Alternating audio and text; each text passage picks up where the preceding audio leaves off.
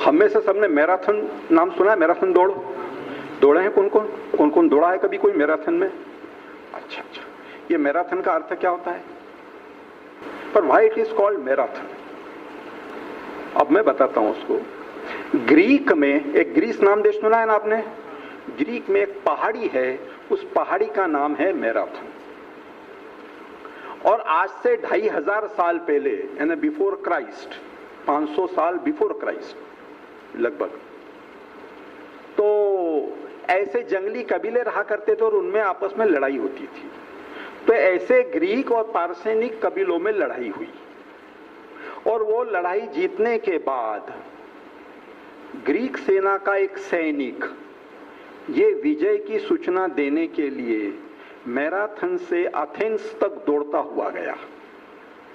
और मैराथन से एथेंस की दूरी है 41 कुछ किलोमीटर।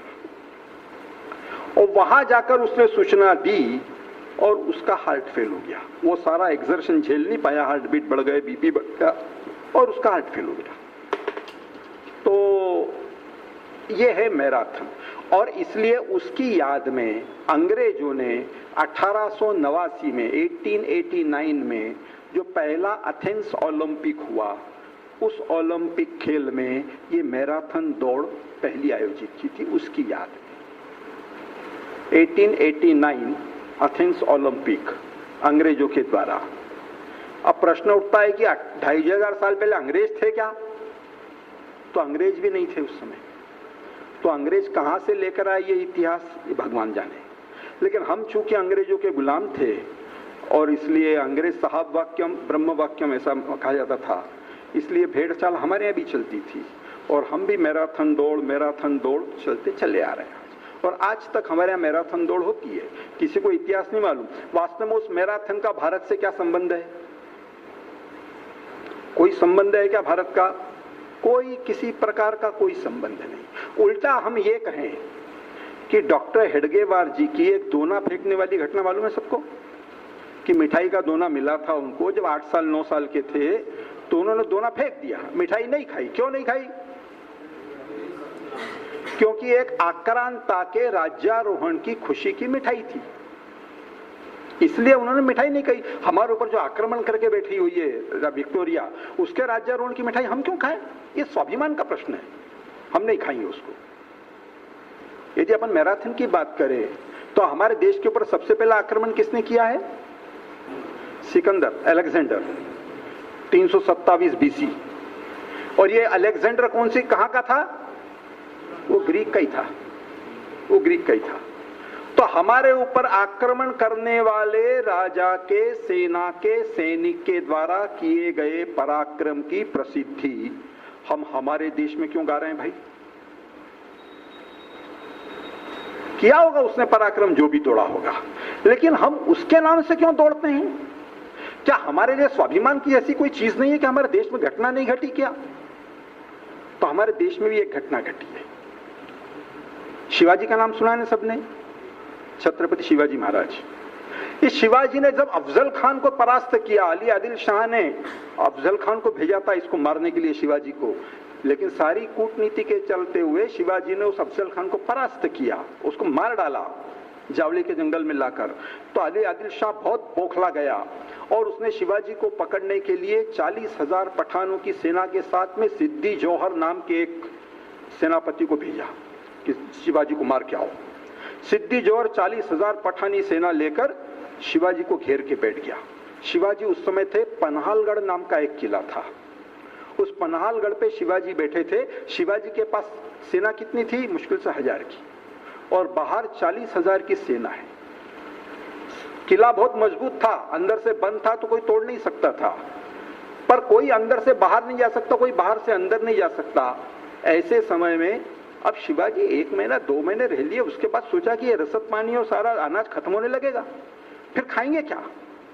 और शिवाजी की यह नीति थी कि यदि लड़ाई जीती जाए, लड़ाई लड़ी जाती है तो वो जीतने के लिए लड़ी जाती है, केवल पराक्रम या बहादुरी दिखाने के लिए लड़ाई नहीं लड़ना है ना। राजपूतों का इतिहास यदि हम देखेंगे तो राजपूतों की मानसिकता ऐसी थी कि लड़ाई से भागकर आना ये पराजय है और लड़ाई में कट के मर जाना ये विजय है। ये उनका अपना एक सिद्धांत था। वो भी बहादुर थे, पराक्रमी थे, लेकिन शिवाजी कहते थे कि लड़ाई यदि लड़ना है तो जीतने के लिए लड़ना है, और यदि हम अभी नहीं जीत सकते ना तो थोड़ी देर के लिए पीछे हटना पड़े, कोई चिंता की बात। अब 40,000 की सेना के साथ 1,000 सेना कब तक लड़ेगी? नहीं लड़ सकती। तो इसलिए लड़ने की तो बात खत्म हो गई, लड़के मरना नहीं है हमको। तो दूसरी बात फिर आएगी, भूखे मरना है क्या? फिर यहां तो भूखे भी नहीं मरना है, तो फिर तीसरा तरीका क्या है? यहां से भागना, मौका पाके। पर भागना कैसे? कोई परिंदा पर नहीं मार सकता, चींटी अंदर से बाहर नहीं जा सकती, इतना जबरदस्त घेरा चारों तरफ 40,000 की सेना का। शिवाजी सोच में पड़ गए, आखिर क्या करें? तो फिर शिवाजी का एक जासूस था, उसका नाम था महादेव। क्या नाम था? महादेव। ये महादेव ने सूचना लाया शिवाजी के पास कि महाराज एक रास्ता ऐसा है कि जहां से भागा जा सकता है, लेकिन वो रास्ता बड़ा कीचड़, कांटे, कंकड़ और इससे भरा हुआ है। घुटने घुटने तक कीचड़ है, नीचे पत्थर है, नुकीले पत्थर है, फिर कांटे भी बहुत है, फिर घना जंगल है और सकरा रास्ता है, वहां से आप चाहो तो भाग सकते। तो शिवाजी कहता है ठीक है, भागना है तो फिर वहीं से भागेंगे। यहाँ भूखे मरना या लड़के मरना, दोनों में मृत्यु निश्चित है। यदि यहाँ से भाग के जाएंगे, यदि भाग के सफल हो गए तो जिंदा बचेंगे, फिर स्वराज्य की स्थापना करेंगे, और नहीं तो फिर जो मौका आएगा फिर देखेंगे, जो होगा वो। तो इसलिए भागना तय हुआ। अब भागना जब तय हुआ तो स्ट्रेटेजी पूरी बनाना पड़ती है कि दुश्मन देखेगा भी, और यदि दुश्मन ने देख लिया तो फिर क्या करना। तो फिर योजना बनी कि यहां से 2 पालकियां निकलेगी, एक में असली शिवाजी बैठेगा, एक में नकली शिवाजी बैठेगा, और यदि दुश्मन ने देख लिया तो नकली शिवाजी की पालकी को दुश्मन की ओर बढ़ा दिया जाएगा। तो उसके साथ दुश्मन क्या करेगा ये तो सबको मालूम था, पर नकली शिवाजी बनने को कौन तैयार हो? शिवाजी ने ऐसे ऐसे लोग तैयार किए थे, हम कल्पना नहीं कर सकते। एक बार कुबेर का खजाना गिना जा सकता है, उसका हिसाब रखा जा सकता है, लेकिन शिवाजी के सैनिकों का खजाना गिन नहीं सकते। अनमोल खजाना ऐसा था, ऐसे ऐसे लोग थे। तो शिवाजी कहते हैं ऐसा करो, तुम वो अपना नाई है ना, उसका नाम भी शिवा था, शिवा काशिद, बोले ऐसा करो तुम शिवा को बुला लाओ। तो सारे जो सेना पर बैठे थे, सारे बहादुर लोग बोले महाराज वो तो नाई है। बोले आप बुला के तो लाओ उसको। अब बेचारे शिवा नाई को जब सूचना गई महाराज ने बुलाया तो उसके हाथ पैर कांपने लग गए। बोले मेरे से क्या गलती हो गई, महाराज ने मेरे को बुलाया है। वो आया कपकपाता हुआ महाराज के सामने, दरबार बर्खास्त कर दिया गया। शिवा और शिवाजी दोनों ही खड़े थे वहां पर। शिवाजी कहते हैं कि शिवा तुमसे एक काम है। बोले महाराज मैं आपके काम आ सकता हूं? मैं तो कभी सोच भी नहीं सकता कि मैं स्वराज्य के काम आऊंगा। जिंदगी भर तो अभी मैं दाढ़ी और कटिंग बाली काटता रहा हूं, मैं स्वराज्य के काम आऊंगा? बोले हाँ तुम जानते हो परिस्थिति कैसी है, और हम चाहते हैं कि यहां से भागना है, लेकिन भागते समय यदि दुश्मन ने देख लिया तो क्या करना। इसके लिए ऐसी योजना बनी कि यहां से 2 पालकियां निकलेगी, एक में असली शिवाजी बैठेगा, एक में नकली शिवाजी बैठेगा। तो नकली शिवाजी बनने को तैयार हो। शिवा काशिद 1 फुट उछल पड़ता है। बोले महाराज जिंदगी में नकली क्यों न हो, लेकिन शिवाजी बनूंगा मैं, इससे बड़ी बात मेरे लिए क्या हो सकती है? आप बताइए और क्या करना है। बोले लेकिन इसका परिणाम जानते हो, दुश्मन ने देख लिया तो। बोले आप चिंता मत कीजिए महाराज, क्या करेगा, सिद्धि जोहर तलवार लेके मेरे सीने में भोंक देगा, इतना ही तो करेगा ना, इससे अधिक क्या करेगा वो। लेकिन मरूंगा तो शिवाजी बन के तो मरूंगा जिंदगी में। बाद में शिवाजी अपने सारे कपड़े उसको पहनाते हैं, अपने सिर का टोपा उसके सिर पे रखते हैं, कानों के कुंडल उसके कानों में डालते हैं, गले की कौड़ियों की माला उसके गले में डालते हैं, और शिवाजी उसको जैसे ही गले लगाते हैं तो शिवाजी की आंखों से आंसू आने लगते हैं, और वो आंसू उसकी जब पीठ पर गिरते हैं तो वो शिवाजी को दूर करता है। बोले महाराज आप रो रहे हैं? शिवाजी कहता है कि तेरा मेरा रिश्ता क्या है शिवा, क्यों तुम मेरे लिए अपने प्राण देने के लिए तैयार हो गए? हमारा तो आए दिन मृत्यु के साथ लड़ाई झगड़ा होता रहता है, हमारी तो मृत्यु निश्चित है, लेकिन तेरा तो परिवार है, तेरे पत्नी है, बच्चे हैं, आज अभी भी सोच ले तू क्यों अपनी जिंदगी बर्बाद कर रहा है। तो शिवा नाई क्या कहता है? शिवा नाई कहता है कि महाराज मरने के बाद तो रोने वाले सैकड़ों मिल जाते हैं, लेकिन मेरे जैसे एक छोटे से आदमी के लिए जीते जी आप जैसा राजा रो रहा है, इससे बड़ी इस जीवन की और सार्थकता क्या हो सकती है। ये जीवन धन्य हो गया महाराज, 7 जन्म मेरे तर गए। आप चिंता मत कीजिए, शिवानई आपका नाम बदनाम नहीं करेगा। ऐसे लोग शिवाजी ने तैयार किए थे। और वहां से फिर एक निश्चित तारीख को रात के समय भागते हैं 600 सैनिकों के साथ में, 2 पालकियां और शिवाजी के सारे सैनिक 600 निकलते हैं। कल्पना कीजिए, घुटने घुटने तक कीचड़ है, नीचे कांटे हैं, कंकड़ है, सबके पैरों में कांटे लग रहे हैं, कंकड़ लग रहे हैं, खून निकल रहा है, आने वाला सारा पानी लाल होता चला जा रहा है। लेकिन सबकी एक ही इच्छा थी, बस जहां मैंने कहा ना, कार्य को पूर्ण प्राप्त करने के लिए आत्मीयता होती है ना, तो वहां सब कुछ कष्ट सहन करने के लिए आदमी तैयार होता है। जी जान लेकर दौड़ रहे थे। 15-20 मिनट हुए, दुश्मन ने देख लिया। और दुश्मन ने जैसे ही देख लिया तो आवाज आती है, रुक जाओ, रुक जाओ। आवाज आने के बाद शिवाजी के साथ में इनके सेनापति चल रहे थे, बाजी प्रभु देशपांडे, और जोर से आवाज बोलते, और तेज चलो। अब रुक जाओ, तेज चलो, रुक जाओ, तेज चलो। अब तो जान की बाजी हाथ में लगाकर चल रहे हैं बिल्कुल। पीछे अब दुश्मन भी लग गया है घोड़े से, और ये दौड़ते चले जा रहे हैं। थोड़ी दूर में जाकर रुकते हैं, शिवाजी उतरते हैं, शिवानई को गले लगाते हैं, बोलते हैं, शिवा आज शायद अपनी ये भेंट अंतिम भेंट होगी, और मेरी तो इच्छा है कि फिर से हम एक बार गले मिलेंगे आगे चल के, लेकिन अब तुम्हारी परीक्षा है। शिवानई कहता है कि आप चिंता मत करो भाई साहब, आप आगे जाइए, मैं देखता हूं इस सिद्धि जौहर को। और बाद में शिवानई की पालकी को बढ़ा दिया जाता है दुश्मन की तरफ। दुश्मन जैसे ही देखता है शिवाजी की पालकी आ गई तो उसको घेर के गिरफ्तार कर लेते हैं। गिरफ्तार करके सिद्धि जौहर के सामने खड़ा कर देते हैं।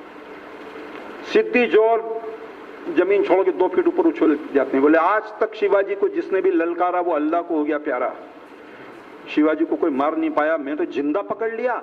अब मालूम नहीं महाराजा आदिल शाह मेरे को किन किन उपाधियों से नवाजेंगे। और फिर वो शिवा से कहते हैं, क्यों भागने का इरादा था? बोले, कोशिश कर रहे थे। बोले, तुम्हारे भाग्य पर हमको बड़ा अफसोस है, शिवाजी का भाग्य कभी खराब नहीं होता, अपने भाग्य की चिंता करो तुम। अच्छा, बोले रस्सी जल गई लेकिन ऐठ नहीं गई, जानते हो किसके सामने खड़े हो? बोले, जानता नहीं तो आता काहे को यहां पर।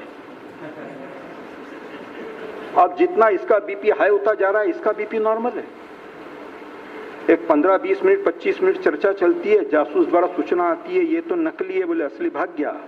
असली भाग्य कहते से ही जैसा सांप निकलता है कोबरा बिल में से और फन भुपकार के खड़ा हो जाता है, तलवार निकालता सिद्धि जौहर, कौन है तू? बोले, शिवाजी। बोले, भाग्य वो कौन है? बोले, शिवाजी। फिर तू कौन है? शिवाजी। यानी इतनी इसकी आवाज नॉर्मल थी, मरना इसको था। और ये भी खड़ा हो जाता है तब तक। तलवार तो लटकी थी लेकिन जिंदगी भर तो उस तरह चलाता रहा, तो तलवार खींचना ही नहीं आती बेचारे को। वो तलवार का काम भी नहीं था, वहां कोई लड़ने का काम नहीं था, वहां तो समर्पण ही है। सिद्धि जौहर की तलवार उसके सीने पर है। बोलते, जानता इसका परिणाम? बोले, मैं इसलिए कह रहा था कि शिवाजी का भाग्य खराब नहीं होता, अपने भाग्य की चिंता करो। तुम क्या कर सकते हो? ये तलवार मेरे सीने में फूंक दोगे लेकिन शिवाजी को नहीं पकड़ पाओगे। तुम काटो तो खून नहीं, सिद्धि जौहर को तुरंत तलवार उसके सीने में फूंक दी जाती है, खून का फुवारा उड़ता है। शिवानई धीरे धीरे खंबा पकड़ के नीचे गिरता है और कहता है कि महाराज, इस शिवानई का अंतिम सलाम स्वीकार करना। दुश्मन का वार सहाय तो सीने पे सहाय, पीठ नहीं दिखाई उसको। इधर अब शिवाजी दौड़ते चले जा रहे हैं। शिवाजी को पकड़ने के लिए सिद्दी मसूद के नेतृत्व में 4000 की पठानी सेना घुड़सवारी दौड़ने लगती है। शिवाजी को मालूम था ये सब होने वाला है। आगे जाकर एक छोटा सा रास्ता आता है, सकरा रास्ता आता है, उसका नाम है, उस स्थान का नाम है घोरखिंड। ये घोरखिंड नाम का स्थान आता है। लगभग 40 किलोमीटर दौड़ने के बाद वो घोरखिंड पे जब पहुंचते हैं तो वहां इनको सूचना मिलती है कि शत्रु जो है 4 किलोमीटर पे आ गया, 3 किलोमीटर पे आ गया है और अपने को 12 किलोमीटर और जाना है। उनको पन्हालगढ़ से जाना था विशालगढ़, और पन्हालगढ़ से विशालगढ़ की दूरी लगभग 52 किलोमीटर से अधिक है। तो 40 किलोमीटर दौड़े हैं, 12 किलोमीटर और दौड़ना है। शत्रु 3 किलोमीटर पर आ गया और वो घोड़े से चला आ रहा है, संभव नहीं था। शिवाजी बोले कि अपन यहीं लड़ेंगे। बाजी प्रभु देशपांडे कहते हैं, नहीं महाराज, ये संभव नहीं है, आपका जिंदा रहना जरूरी है, हमारे जैसे तो लाखों सैकड़ों आ जाएंगे। लेकिन आप 300 सैनिकों के साथ आगे जाइए और ये बाजी प्रभु देशपांडे आपको शब्द दे रहा है कि जब तक आप ऊपर जाके तोप नहीं दागोगे, ये बाजी प्रभु देशपांडे एक भी मुसलमान को आगे नहीं जाने देगा। शिवाजी की फिर परीक्षा थी। शिवा नाई को छोड़ के आए थे, आज इस बाजी प्रभु देशपांडे को छोड़ रहे हैं। 300 सैनिकों को 4000 की सेना के सामने छोड़कर आ रहे हैं, मतलब एक प्रकार से भेड़ियों के सामने ही छोड़ रहे हैं ना खरगोश को। मृत्यु निश्चित है, लेकिन कठोर निर्णय लेना पड़ते हैं। शिवाजी 300 सैनिकों के साथ निकलते हैं, बाजी प्रभु को गले लगाते हैं और बाजी प्रभु से कहते हैं कि बाजी प्रभु जैसे ही तोप की आवाज आएगी सब कुछ छोड़कर तुम चले आना विशालगढ़ पर। शिवाजी 300 सैनिकों के साथ रवाना हो जाते हैं। बाजी प्रभु देशपांडे 300 से और उसके 10 मिनट बाद ही दुश्मन की सेना आती है और लड़ाई चालू हो जाती है। 7 घंटे तक बाजी प्रभु देशपांडे रोक के रखते हैं सेना को। कल्पना कर सकते हैं? कोई सैनिक मावला ऐसा नहीं था जिसके शरीर के ऊपर 60, 70, 80 घाव नहीं आए होंगे। कोई अंग ऐसा नहीं था जहां से खून नहीं रिस रहा हो। एक तो 40 किलोमीटर दौड़ कर आए हैं, उसी समय पैरों में तो सारी हवा निकल गई। उसके 10 मिनट बाद कोई नाश्ता करना है, कोई विश्राम करना है, कोई पानी पीना है ना, शत्रु आ गया और उसके साथ जीवन मृत्यु की लड़ाई चालू हो गई। जीवन मृत्यु की नहीं, मृत्यु के साथ ही लड़ाई थी केवल वो। 7 घंटे तक रोक के रखा। 40-50 लोग आगे लड़ते थे, बाकी पीछे रहते थे। वही व्यवस्था का सवाल। स्ट्रेटेजी बनाई, उसमें से कोई जख्मी होता था उसको पीछे लेते थे, दूसरा लड़ता था, उसमें कोई काम में आ जाता था, तीसरा चढ़ता था। इस प्रकार बदला बदली करके 7 घंटे तक रोक के रखा। कोई सैनिक ऐसा नहीं था जिसका शरीर लाल नहीं हो रहा। सबके प्राण निकल चुके थे। अटके कहां थे? तो कान में अटके थे, केवल तोप की आवाज नहीं आ रही, तब तक प्राण निकल नहीं रहे। बाजी प्रभु देशपांडे जैसे पूरा खून का गोला हो गया हो, आग का गोला, दोनों हाथों में तलवार लेकर चला रहा था। शत्रु भी देख रहा था कि इसको कैसे मारे। फिर अंग्रेजों के द्वारा तोप लाई जाती है और तोप का गोला उस पर दागा जाता है। धाड़ से आवाज आती है, बाजी प्रभु देशपांडे पीछे फेंकते हैं, तुरंत दूसरे सैनिक आगे मोर्चा संभालते हैं। 10 मिनट के लिए बाजी प्रभु बेहोश हो जाते हैं। होश जैसे ही आता है तो बाजी प्रभु कहते हैं कि आवाज आई क्या? तोप की आवाज आई। एक सैनिक मुंह हिला देता है, गर्दन हिलाते से फिर तलवार लेके खड़े हो जाते हैं। बोलते हैं तोपे आदि मरे न बाजी, सांगा मृत्यु ला। जब तक तोप की आवाज नहीं आएगी ये बाजी प्रभु प्राण नहीं छोड़ सकता। मौत को भी कहना कि कोने में खड़े रहना, हाथ मत लगाना मेरे को। फिर बाजी प्रभु लड़ने के लिए आ जाते हैं। कल्पना कीजिए 12 किलोमीटर चलने के लिए शिवाजी को 7 घंटे क्यों लगे? तो ये 300 सैनिकों के साथ शिवाजी जब विशालगढ़ की तरफ जा रहे हैं तो वहां सूर्याजीराव सुर्वे और जसवंतराव नाम के हिंदू सूबेदार थे, लेकिन मुगलों के सूबेदार थे। ये घेरे बैठे थे वहां पे, इनके पास हजारों की संख्या में सैनिक। उनके साथ शिवाजी ने संघर्ष किया, उनको पराजित किया और विशालगढ़ पे पहुंचते से शिवाजी दौड़कर तोप के पास जाते हैं और कहते हैं कि बस तुम तोप चलाओ जितनी जल्दी हो सकती है। और तोप के माध्यम से शिवाजी से आवाज लगा रहा है कि बाजी प्रभु आ जाओ तुम, मैं पहुंच गया हूं। शिवाजी की एक ही इच्छा थी कि बाजी प्रभु को देखना है और बाजी प्रभु की एक ही इच्छा थी कि तोप की आवाज सुनना है। जैसे ही तोप की आवाज आती है सारे सैनिक अपने शस्त्र रख देते हैं और शत्रु के द्वारा उनको कत्ल कर दिया जाता है। उन सारे मावलों के खून से पवित्र हुई, पावन हुई वो माटी, वो घोर खिंड, उसका तब से नाम पड़ गया पावन खिंड। आज भी है वो पावन खिंड। पूरी भक्ति भावना के साथ में वहां का कोई भी पत्थर उठाकर यदि आप कान में लगाएंगे तो आपको आवाज आएगी हर हर महादेव, जय भवानी, जय शिवाजी। और वहां की यदि मिट्टी के यदि आप यदि पानी में डालोगे तो जो रंग आएगा उन मावलों के खून का रंग आएगा। अब ये भी 40 किलोमीटर दौड़े थे। वो मैराथन वाला भी दौड़ा था, अली हाथ दौड़ा था। इनके हाथ में 5 किलो की तलवारें, 10 किलो की ढाल है। वो दौड़ा था अपनी सुविधा से बाएं दाएं होते हुए, दिन के समय दौड़ा था। इनको एक ही मार्ग था और रात के समय अंधेरी रात में दौड़ना था। नीचे की कांटे और कंकड़ सब कुछ था। वो मरा था, वो हार्ट फेल से मरा था। ये हार्ट फेल से नहीं मरे, ये शहीद हुए थे। उसकी कोई डॉक्यूमेंट नहीं है, कोई पत्राचार नहीं है, प्रूफ नहीं है, एविडेंस नहीं है। आज पावन खिंड के ऊपर जाकर देखिए, सारे शिवाजी के डॉक्यूमेंट्स है, पत्राचार है और समाधि बनी हुई है बाजी प्रभु की। तो विचार कर सकते हैं कि हमारे लिए गर्व की बात कौन सी है, मैराथन या पावन खिंड? पावन खिंड। हमने प्रयोग किया इसको। हमने कानपुर के अंदर एक पावन खिंड दौड़ आयोजित की। हमने क्यों मैराथन, पावन खिंड दौड़ लगाएंगे? हमारे लिए स्वाभिमान की और गर्व की चीज है। और 10,000 विद्यार्थियों ने और बाकी लोगों ने भाग लिया था। अबाल वृद्ध अज्ञानी पढ़े लिखे पैसे वाले सब लोग आए थे वहां पे।